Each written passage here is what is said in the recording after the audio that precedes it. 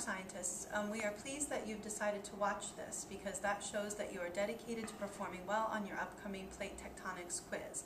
And in class you received a study guide that shows what you need to know. Now you're welcome to write on that study guide whatever you want as your own notes, but you don't need to turn that in like you would a review sheet. So what I want to do is go through some visual things that will help you, and we'll go over all of these learning goals from the study guide. Okay, so here's one of the things you need to know.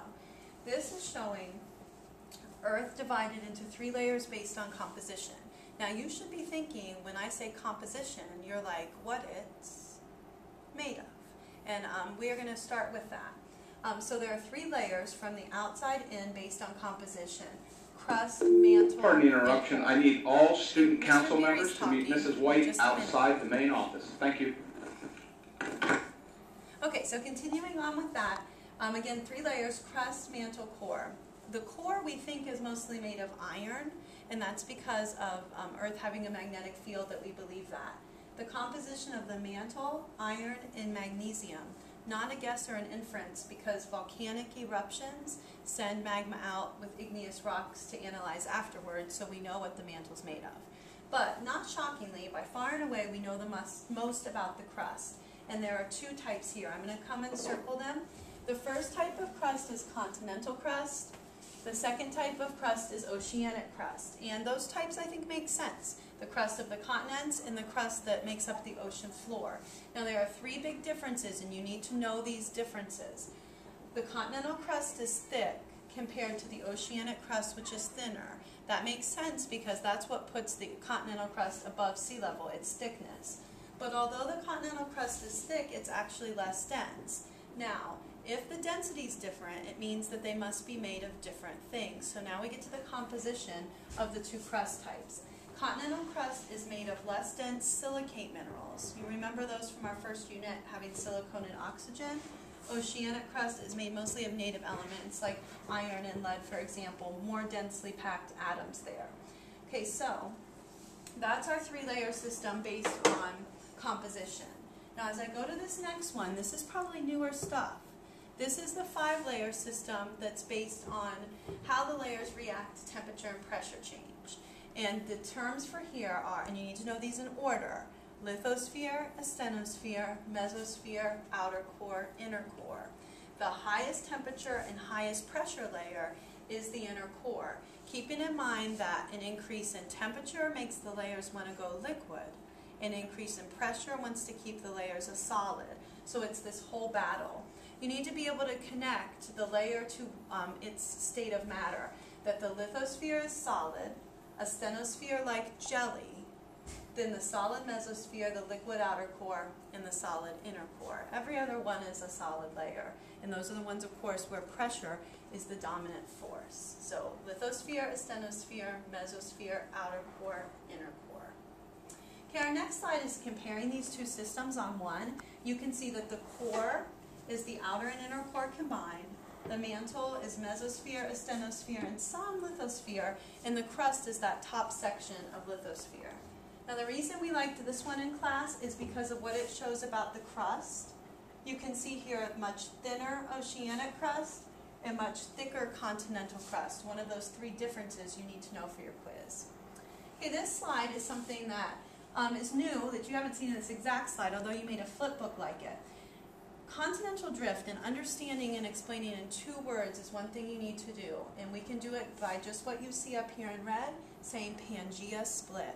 Now you're going to see a guy appear on the next slide, a guy that you've met. Here comes Mr. Alfred Wegener down here in Greenland, and he actually had evidence for a Pangea, for a supercontinent. Fossils in weird places. For example, tropical fossils in Greenland, that's weird, unless Greenland hasn't always been where it currently is. Also, our picture of the week, the same fossils on different continents. Glacial grooves being in matching places on different continents, and my favorite, the perfect fit of the continents, the way their coastlines look like they can go together. But Alfred had an issue. There was one question he couldn't answer, and that question was how they split.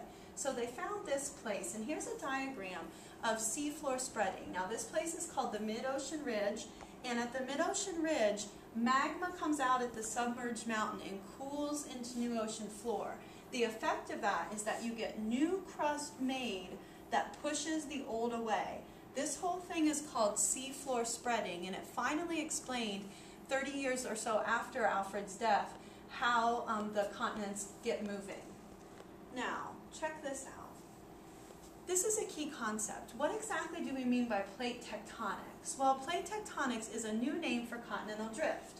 The old theory, Alfred's, of continental drift is what happened. Now, when I say what happened, you should be thinking, oh, Pangea split.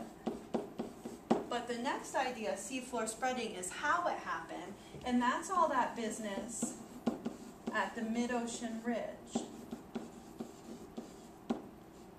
with the underwater volcanoes erupting, making new crust, and pushing the old away. So plate tectonics, you need to be able to do this on your quiz, explain that it's the combination of continental drift and seafloor spreading. But that might be plate tectonics, but what's a tectonic plate? A tectonic plate, and it says it up here, is actually a section of lithosphere, which is very close to saying a section of crust. And you can see here there's a big slab of lithosphere here in gray. Underneath it, though, is the astenosphere. And the astenosphere, I'm going to write a word on here you're probably thinking.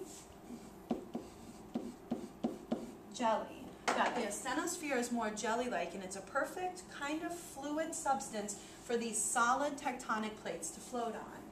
Speaking of plates, this map is kind of a crazy map. This is a map we'll get to know even better in the weeks to come. This is a map of the tectonic plates.